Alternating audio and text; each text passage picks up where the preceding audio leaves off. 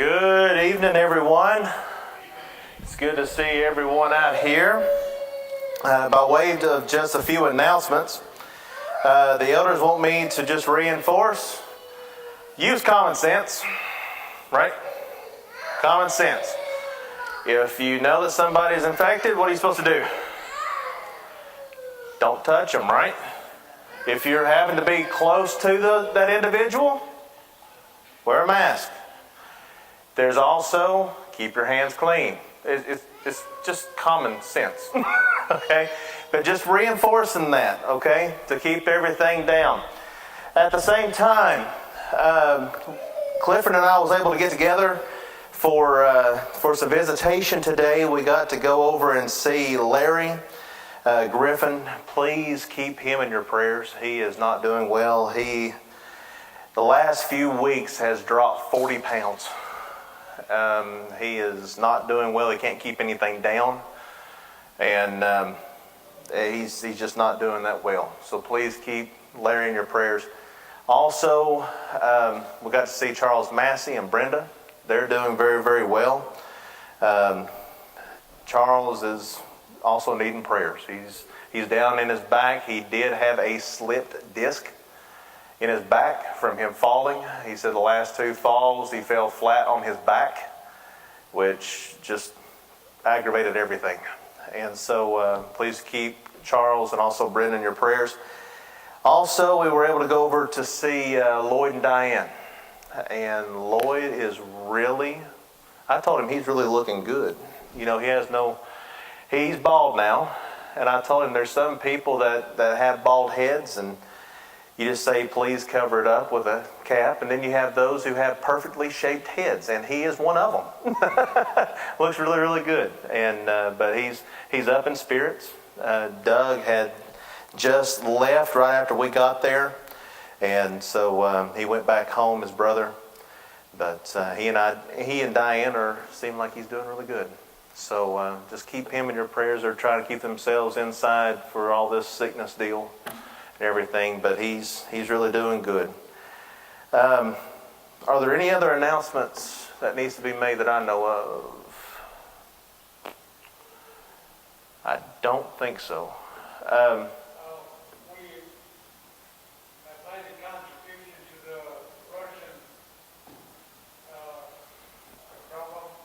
Okay. And that was through DMAR, right? Okay, so DMAR was letting us know that they've been over there in Russia. And there's some individuals over there church-wise that have really been not having food and things of that nature, just needing a lot of help that way since this whole COVID thing hit, right? And so we were able to send a big contribution, right, in support of that so that it would help the brethren out over there. So that's some good stuff. We are also about to have our studio finished for our GBM program as well as for Central Talk and things. So be looking forward to some new pictures and new announcements, stuff like that with all that.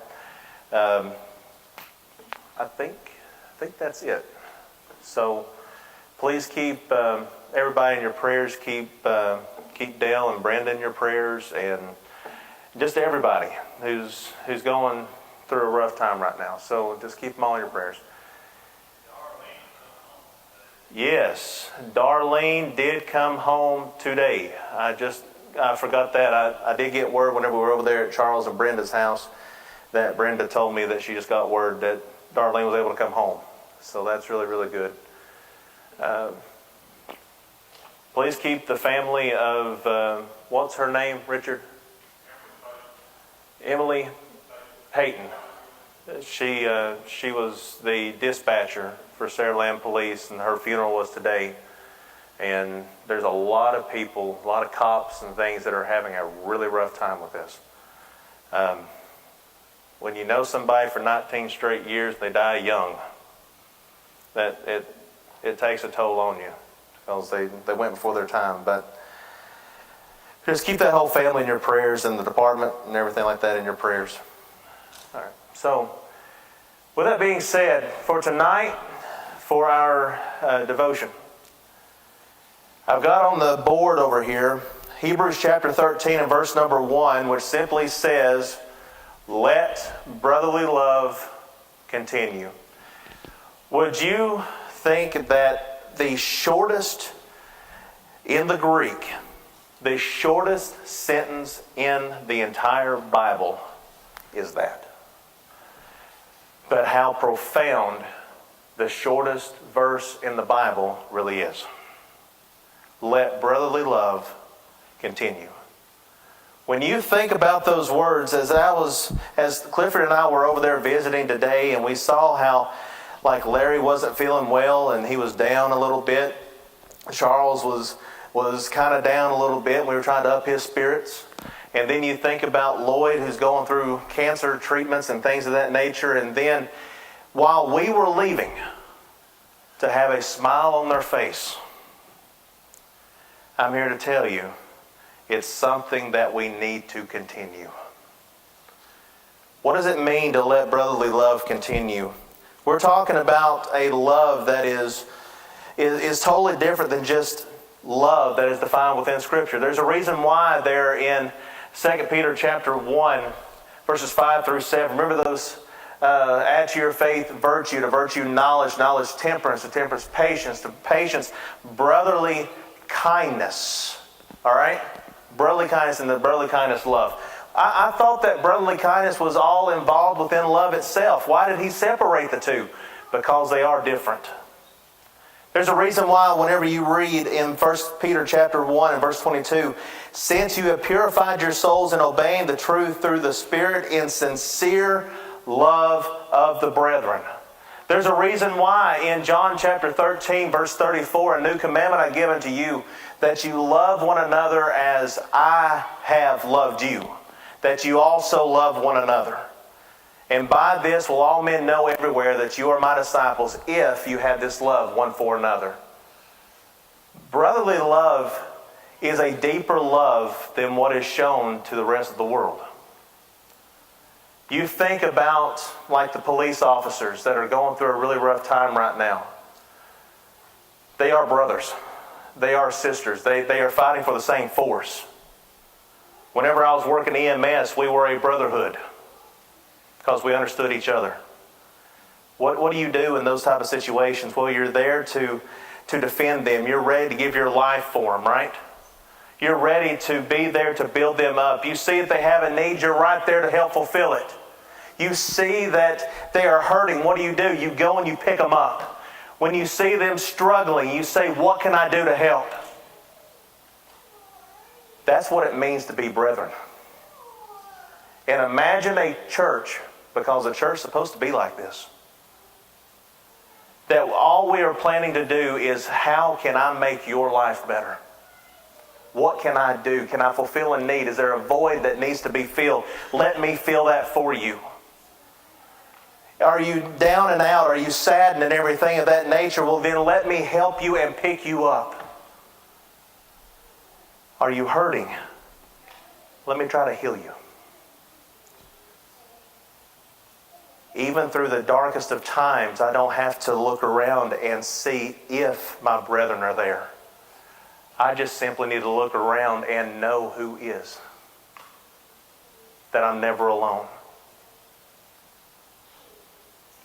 My friends, brethren, that's exactly what we're talking about when we say let brotherly love continue. Something of a short nature, short sentence, but is of most profound in statement. If we can learn to love each other in the deepest way that we can possibly even think about loving, I promise you we will be a much happier people.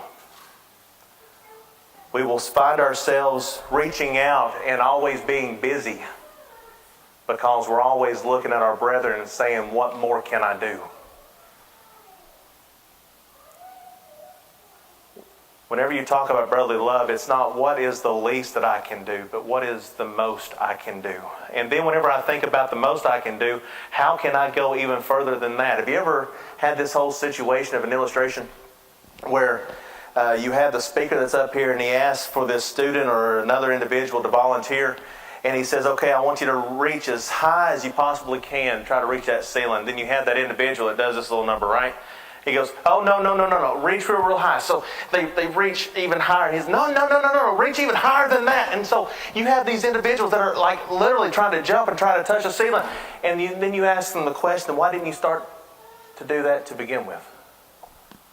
Because every time I said no, do it even higher, you were willing and able to go even higher than that. So why did you not start off with trying to hit that ceiling from the get-go?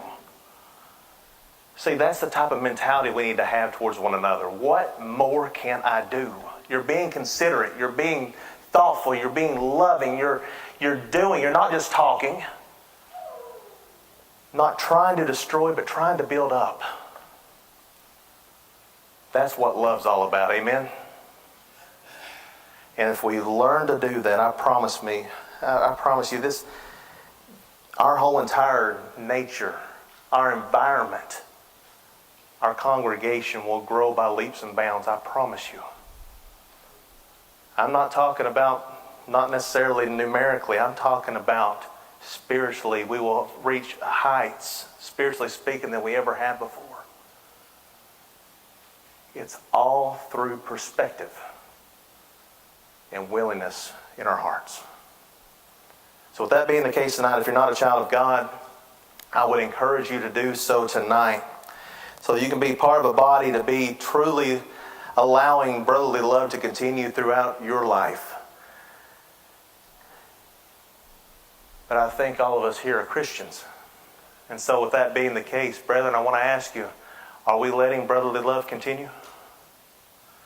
Are we looking out for each other to be there in the darkest of days to uplift those who are downhearted? There's a reason why Paul even said, rejoice with those who rejoice, but yet weep with those who weep. That means you've become whatever your brethren need you to be. So with that being the case, how are we doing? I want to encourage you to do even more than you ever have in the past. And if there's any way that we can possibly help you tonight, please come forward right now. Let's get with standing as we sing. When we walk with the Lord in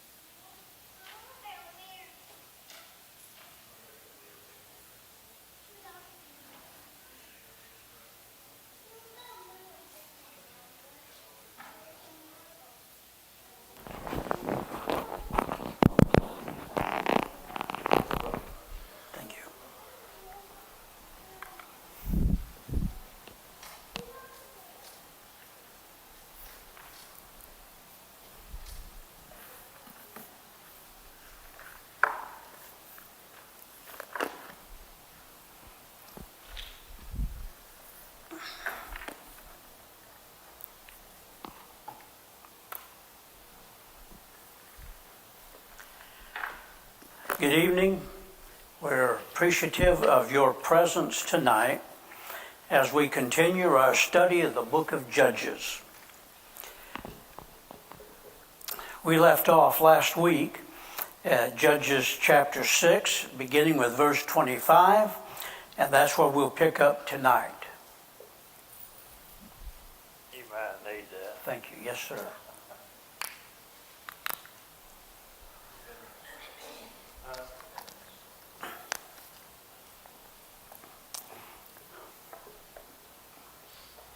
Can everyone hear okay? Can you see me okay? All right, we're in good shape. Wes is putting up on the board a reminder that as we go through the book of Judges, what we're going to see is a pattern, and this pattern is going to be seen 7 times going through this cycle.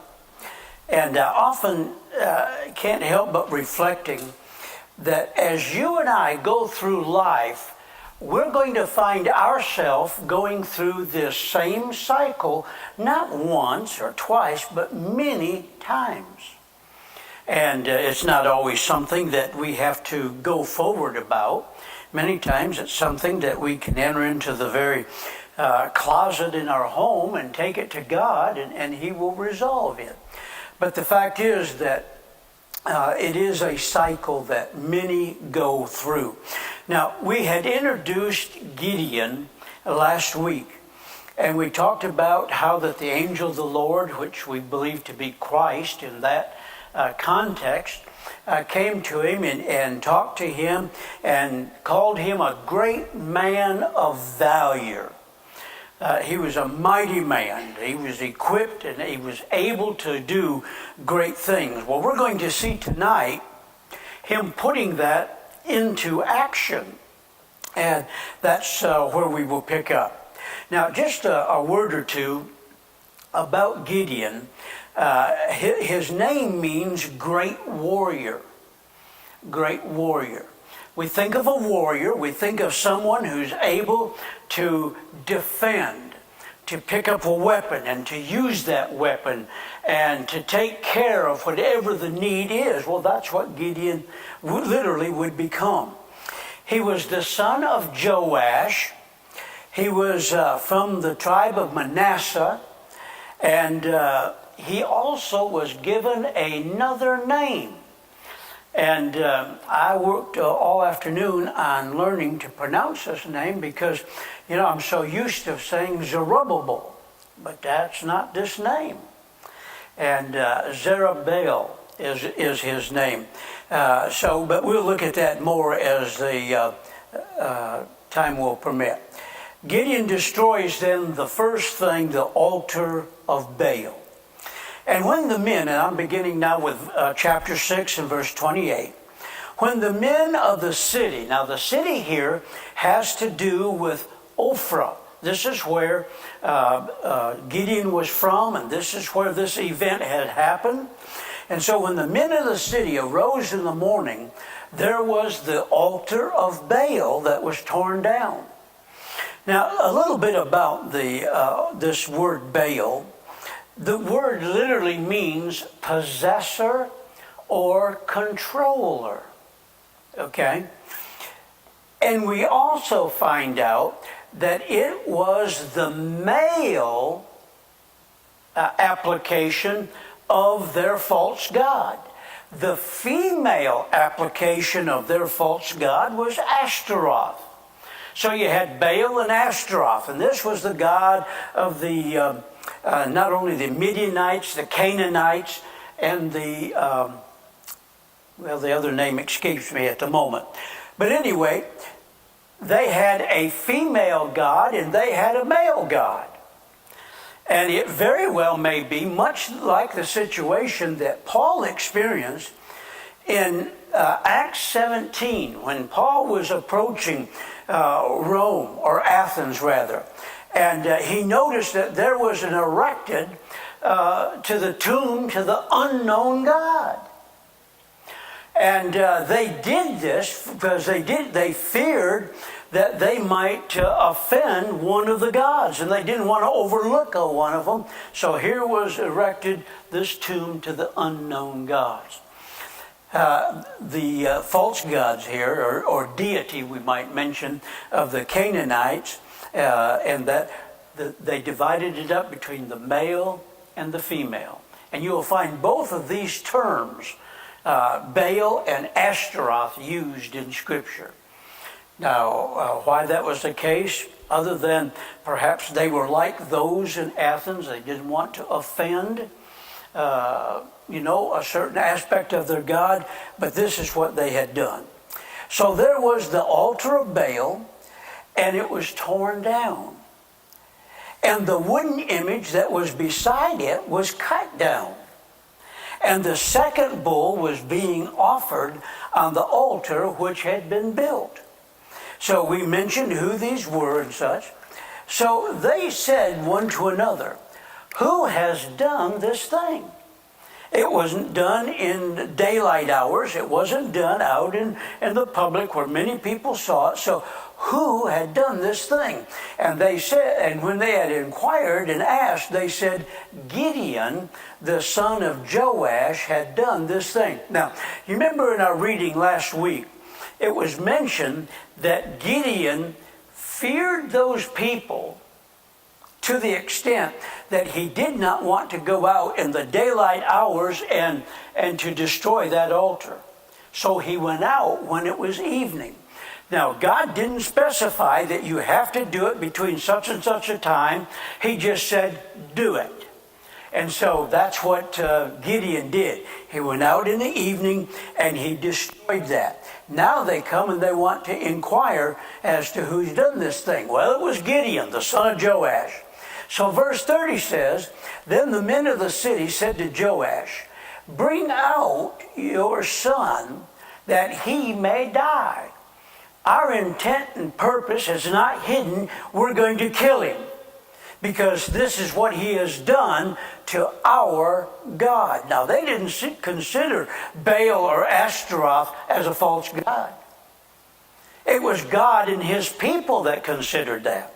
And so they said that he may die because he has torn down the altar of Baal, and because he has cut down the wooden image that was beside it.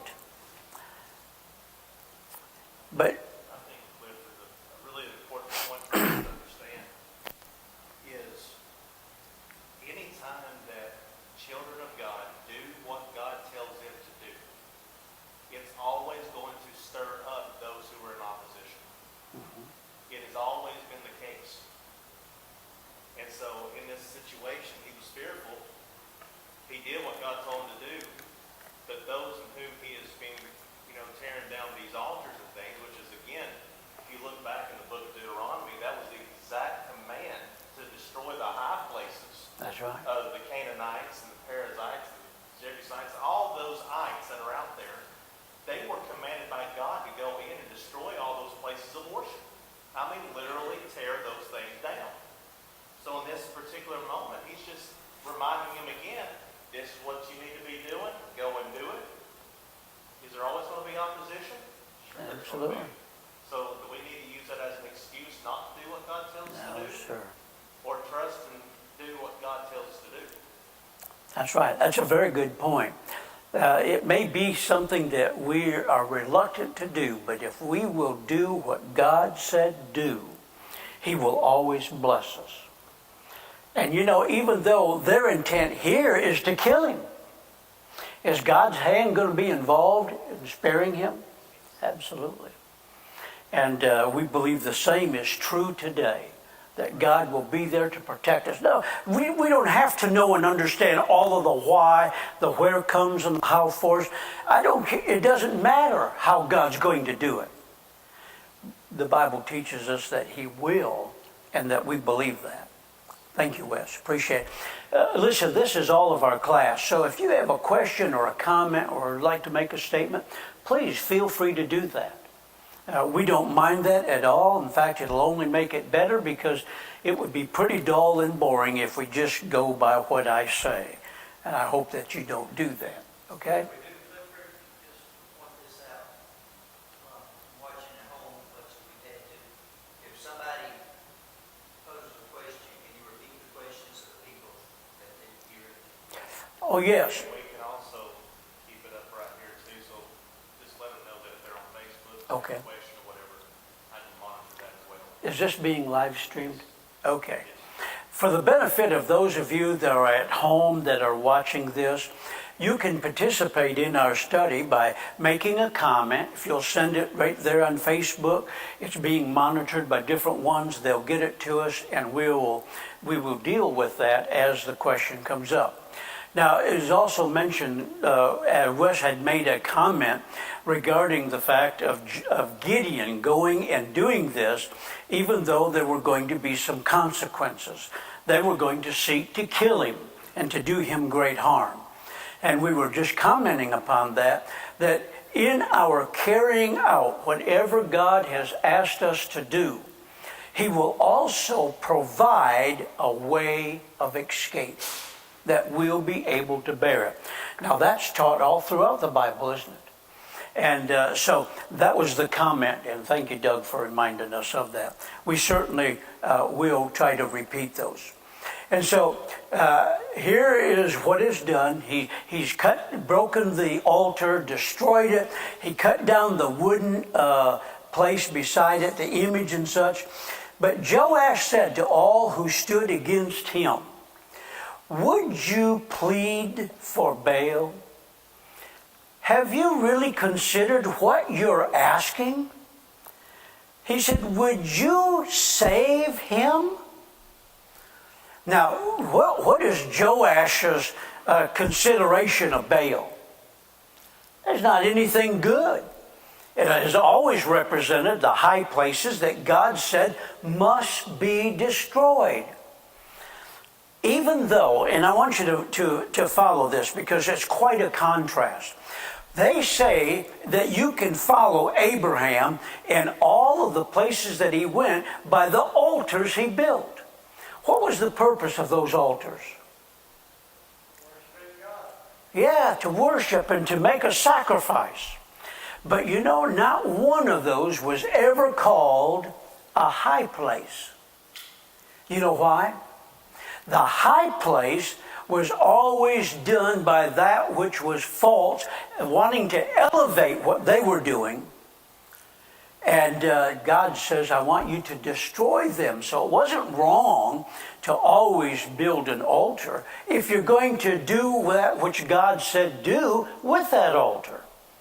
And so the fact is that when Joash said this to him, he said, listen, have you really considered what you're asking for? Do you think this plastic bottle of water has any ability to redeem you? That's what he was asking. This wooden image, whatever animal, whatever it was that had been sacrificed, evidently the bull that had been previously sacrificed there, could the blood of bulls and goats take away sin? Not only could it, it never could. God never had ordained that the blood of bulls and goats. But he substituted that when man did sin until the time that there could be that perfect sacrifice that was Christ when he died on the cross. So that's what he's asking here. Think about this wooden image and all that you've done to build this. He says, would you save him? Let the one who would plead for himself because his altar had been torn down. Let him plead for himself. If he's a God, what will he be able to do? Wouldn't he not be able to restore it? Would he not be able to put it right back as it was intended? But did Joash know that? Yes, he did.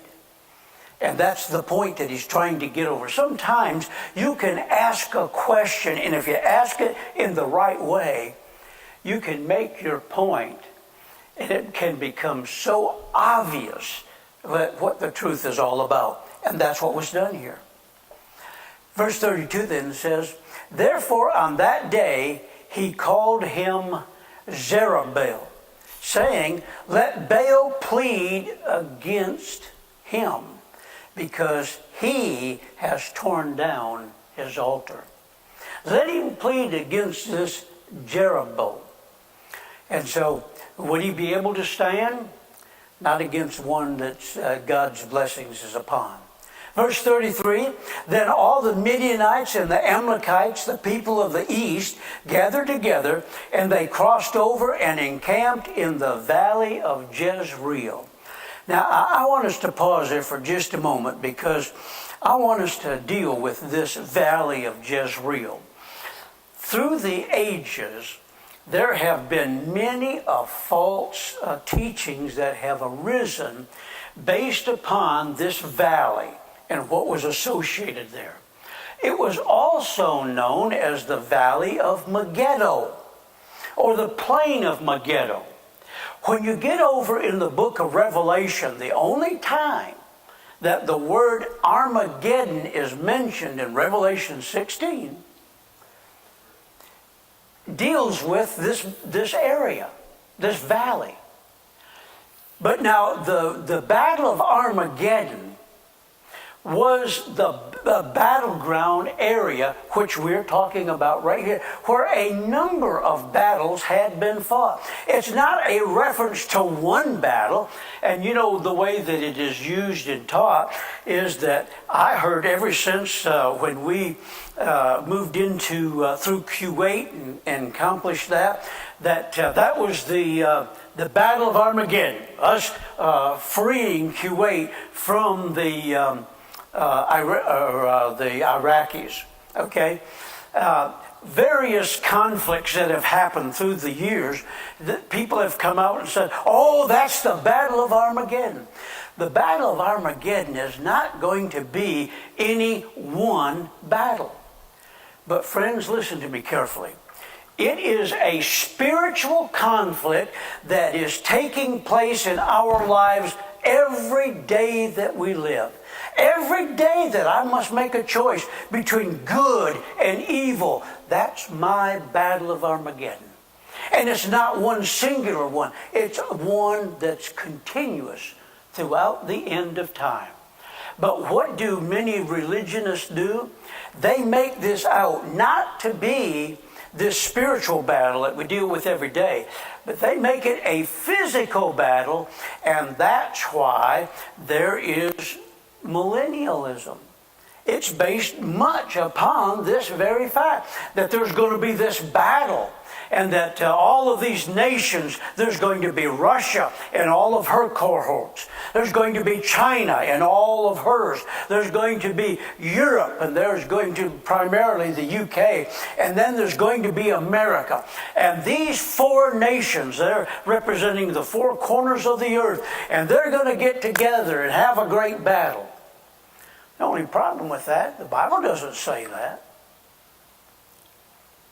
There are some religionists that say that, but the Bible doesn't say it. It's not going to be a physical conflict. It's going to be a spiritual one.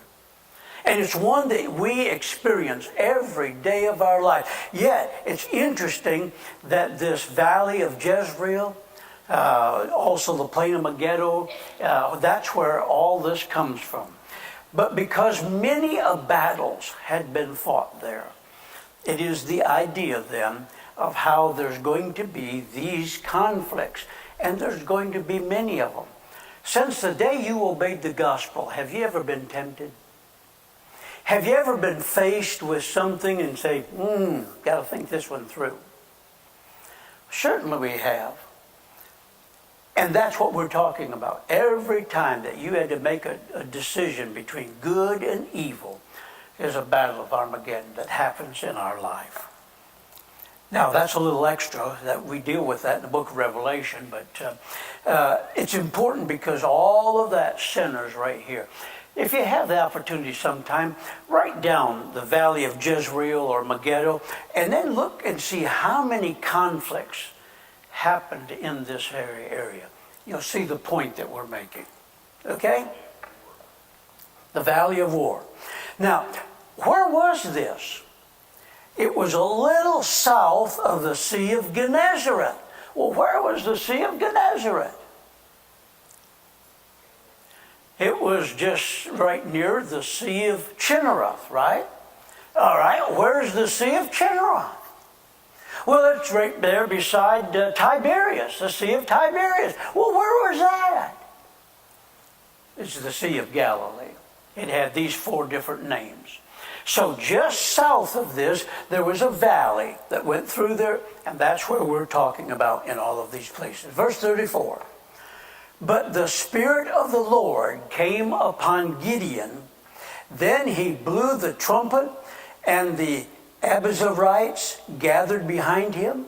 And he sent messengers throughout all of Manasseh, that was where he was from, who also gathered behind him. He also sent messengers to Asher, to Zebulun, and Naphtali, and they came up to meet him. Now, who were these last 3? Asher, Zebulun, and Naphtali. Were they not the 3 of the 12 tribes of Israel? Yes. And so he called for all of them, and all of them came behind him. So here is Gideon. He's blown this trumpet, and he's made these calls and such. And here is all of the people in that area that have gotten right behind him, and they're going to stand as one. They're going to be united. They're going to face this, and they're going to do so not divided, but they're going to do so as one. Friends, do you realize what it is that we can do when we work together, when we're united? What does the Bible say? A threefold cord is not easily or quickly broken. Why? You don't have just one cord. It's possible, to maybe pull and separate that. But a threefold cord? There is strength in numbers, especially when it comes time for battles. Now, just because maybe a certain congregation writes into the newspaper or whatever and said, we had over 1,000 people attend our service on a given Sunday. That may be good, but it may not be good. What if it is a religious group that's not authorized to meet? We wouldn't condone that, would we? And so it depends upon the application that is made. But in going to war, God made sure that his people were prepared, and that's what they were going to do. So the idea of unity, there has to be unity, and it has to be according to the Lord's way. Okay? So he sent these messengers, and they all came behind him. Now, there was the sign of the fleece. Gideon wanted to make sure that what God said for him to do was exactly what God wanted. So in verses 36 through 40, to the end of this chapter, we're going to be dealing with this fleece that Gideon had come up with. Notice verse 36 beginning. So Gideon said to God, if you will serve Israel by my hand as you have said, look, I shall put a fleece of wool on the threshing floor. If there is dew on the fleece only, and it is dry on all of the ground, then I shall know that you will save Israel by my hand. That you are working through me, and this will be a sign. I'll understand, I will know that. And it was so. That's exactly what happened. What was it? That the dew was on the fleece only, but the ground all around it was dry. Well, how did that happen? No, nothing is too good. Nothing is too powerful and too strong for God to do. And it was so. When he rose early the next morning and he squeezed the fleece together, he wrung the dew out of the fleece And how much did he get? A bowl full of water. I don't take it that was just a little teeny cup like this. I take it that it was a bowl, size enough for someone to see that was a bowl. And it says a bowl full. So Gideon said to God, "Do not be angry with me." Notice how he prefaced his remarks to God. "Don't be angry with me, but let me speak just once more. Let me be sure this is what I understand that I'm to do." He said, "Let me test, I pray thee, just once more with the fleece. Let it now be dry only and on the fleece, but all of the ground around it be wet with dew." And God did so that night. It was dry on the fleece only, but there was dew on all of the ground round about. This was a way that Gideon was making sure that this is what God said. He didn't want to misunderstand. You know, don't you find it interesting that sometimes just a follow-up question to some people helps to clarify a matter? Frankly, I was just a little bit confused when we were talking about when we're going to have services and when we weren't. And I was thinking that we said that on Sunday night we would not have services as yet. But when I tuned in, I saw some people walking around and identified, and I said, "Did I misunderstand?" I began questioning myself. And then when I found out, no, that there were some others that had misunderstood. And that's possible, isn't it? It's possible that we didn't hear all that was being said. Maybe we were being interrupted and we had something else in our mind. And so a follow-up question. I just thought, and I hope you elders aren't upset saying that, but you know, it can happen, okay? And so Gideon wanted to make sure. But here was his way. Now, when that fleece was dry and the ground all wet, and then when the fleece was wet and the ground was all dry, Gideon knew in his heart and his mind that this was the doing of God. So now in chapter 7, in the first 25 verses, Gideon is going to be faced with something here. And I find it interesting how that, you know, God says, I don't like the odds. I don't like the number situation here. And he tells Gideon we've got to do something with that. Notice with me how Gideon moves on.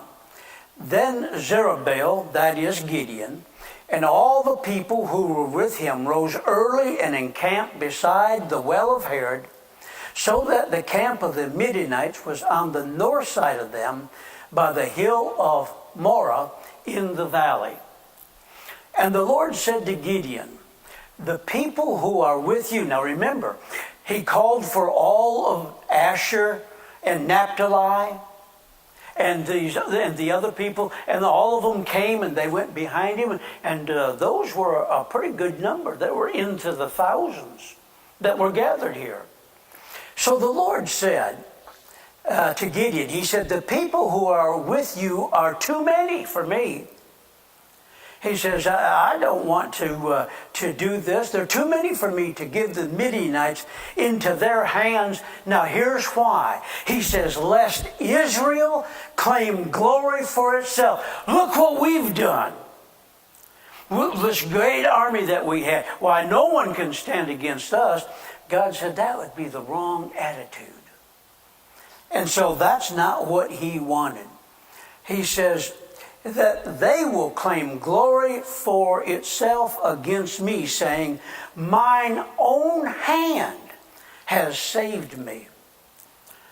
So here God presents the solution to it. Verse 3. He says, "Now therefore proclaim in the hearing of the people, saying, whoever is fearful and afraid, let him turn and depart at once from Mount Gilead." And 22,000 of the people returned, and 10,000 remained. So if there's 22,000 that left, 10,000 remain, we're looking at quite an army there. There was over 32,000. But what does God think about 10,000? Too many. It's too many. And so as we go to verse 4, the Lord said to Gideon, the people are still too many. Bring them down to the water, and here's a test I want you to put them through. And I will test them for you there. God says, now I'm going to do the testing, okay? How are you going to do it? He says, then it will be that of whom I say to you, this one shall go with you, the same shall go with you. And of whomsoever I say to you, this one shall not go with you, the same shall not go. In other words, we're going to go by my test, and whatever the results, that will be. So what do we have? Verse 5. So he brought the people down to water. And the Lord said to Gideon, everyone who laps from the water with his tongue as a dog laps, you shall set apart by himself. Likewise, everyone who gets down on his knees to drink, gets down right close to the water, he says there will be the distinction. Those that bring the water cupped in their hands up to them, and then those whose face is bowed down into the water. Okay? So verse 6. And the number of those who lapped, putting their hand to their mouth, was 300 men. But all the rest of the people got down on their knees to drink water. And you know what the Lord did? The Lord said, send them home. Now, there's a couple of thoughts that come to my mind here that I want to ask you about. I want you to think with me.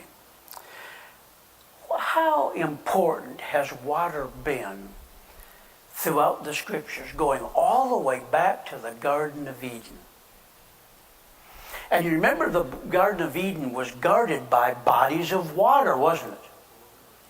Can man live without water? No. You remember back when we studied physical history and American history and such, when they came to the east and they began journeying west, where would they encamp?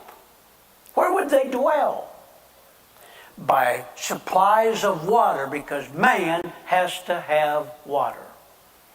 And I find it interesting that God uses the water here to make a distinction between those that were going to go into this battle and those that didn't. And all I'm wanting to say by that is the importance of water. God places a tremendous importance upon that. Now, he says, by 300 men who lapped, I will save you. And the whole idea is they brought the water up to them. Now, by doing that, what am I doing, James? Yeah.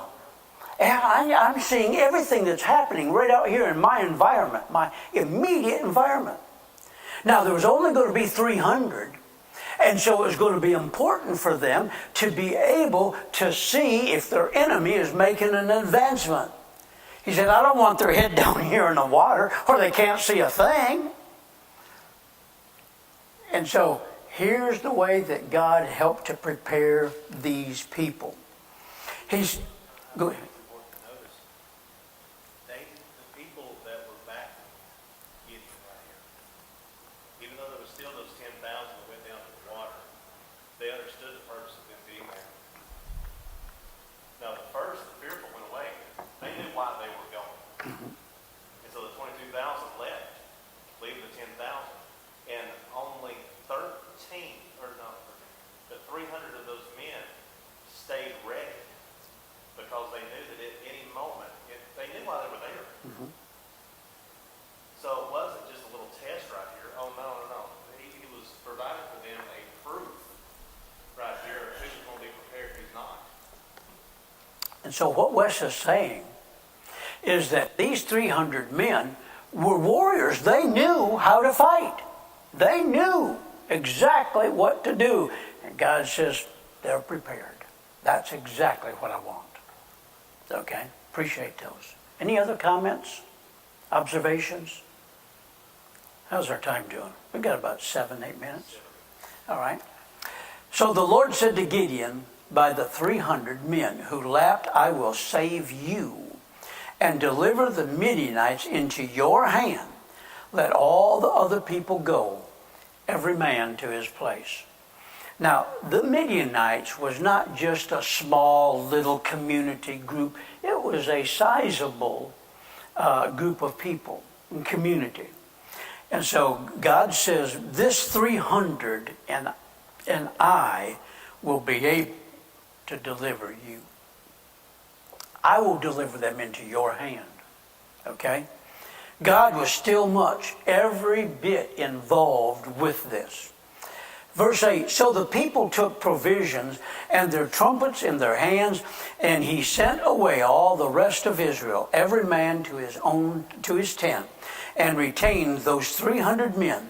Now the camp of Midian was below him in the valley. You see, they were down there in that valley of Megiddo, where this fight is going to take place. He said, it happened on the same night that the Lord said to him, arise, go down again against the camp, for I have delivered it into your hand. Now, God had delivered it, but I find this interesting. God had delivered it into their hand. If that's the case, what did they have to do? Why did he want 300 that brought the water up here and lapped like dogs so that they could envision and and understand what was taking place? If God says, I'm going to do all the work, I'm going to deliver them into your hand. That's right. God never said, it's only going to be me that's going to do the fighting. He said, I will be with you, right? Did he not promise the same to the apostles? I will be with you into all the world. Did he not say that to those prophets of old? To Abraham, to Isaac, to Jacob, to Ezekiel and Isaiah and Daniel, as they were doing his will. He said, I will be with you, but he says, I don't do it all by myself. These will help. And he says, when that's the case, he said, then I'm going to deliver them into your hand. So we don't understand this to be something solely an act upon God. There was the cooperation of men and God. And isn't that interesting? That's how we got this very Bible. The very word that you and I really cherish and we treasure in our heart. And we love to read it and to study it and to glean from it. Came as a cooperation between God and man. It's very exciting how you put that in a past tense form as if he's already did it. But we must go out and put the work. It's very hard to swallow and difficult, and that's what makes it so exciting. Because if he did it all, which he can, it would be worth it. And I don't think it would be much of appreciation. But once we have the faith, even though it's very difficult, we don't understand it, and we keep fighting. In the end, we'll be very appreciative, and we'll thank God and understand that he was the one all along. That's right. That's right. When God said, I will, he's giving them the assurance that this is going to happen. He speaks of it as already having happened, but it hasn't happened yet. Israel's going to have to do her part. Gideon through his leadership. Excellent point, and I appreciate you mentioning that. So you have God and these working together, and they're going to accomplish this. And so it happened on the same night that the Lord said to him, arise, go down against the camp, for I have delivered it into your hand.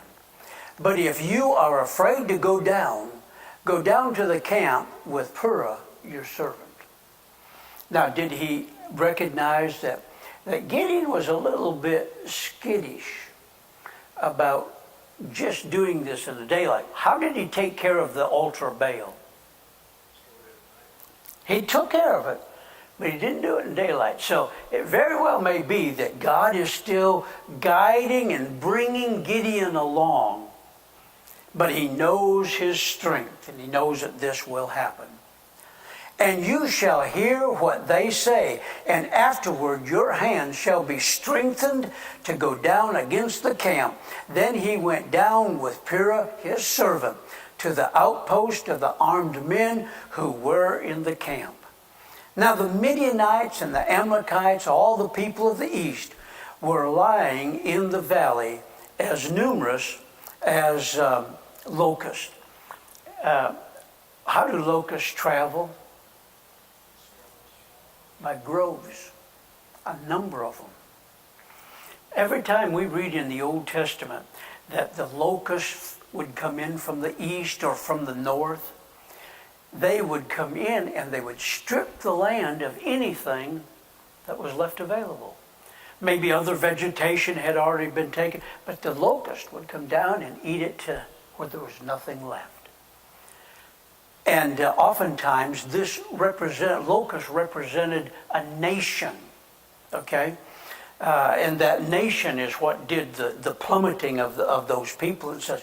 But he says that they were lying in the valley as numerous as locusts, and their camels were without number as the sand by the seashore in multitude. What do we got? 1 minute left, okay? And when Gideon had come, there was a man telling a dream to his companion. He said, I have had a dream. To my surprise, a loaf of barley bread tumbled into the camp of Midian. It came to a tent and struck it so that it fell and overturned. Can you imagine a loaf of bread doing that? A loaf of barley bread? That's pretty tough. I don't believe I could eat that. Okay? But it came down and overturned, and the tent collapsed. Well, you're going to have to come back next week to find out more what happened, because our time has expired. We'll start on time and we'll end on time. Next week is what, the 29th?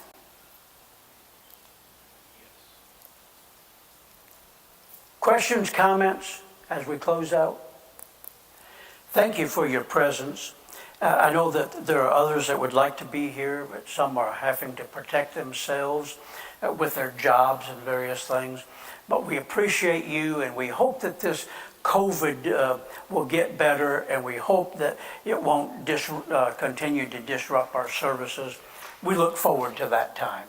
Thank you all so very much, and we're dismissed.